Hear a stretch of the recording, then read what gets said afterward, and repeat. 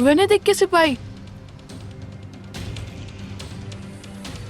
अच्छा तो तुम क्रोया किले का छुप कर नक्शा बना रहे हो।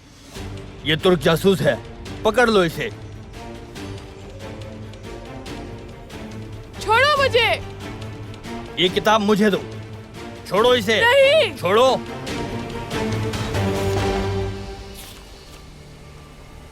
नक्शे के मुताबिक तुम किले पर हमला करने वाले थे ना, लेकिन अब मैं इसे फाड़ दूंगा। इसके बाद तुम्हारी बारी आएगी। बिल्कुल नहीं, ये किताब वापस दो मुझे। तुर्क सिपाही आ गए, हमला करो उन पर।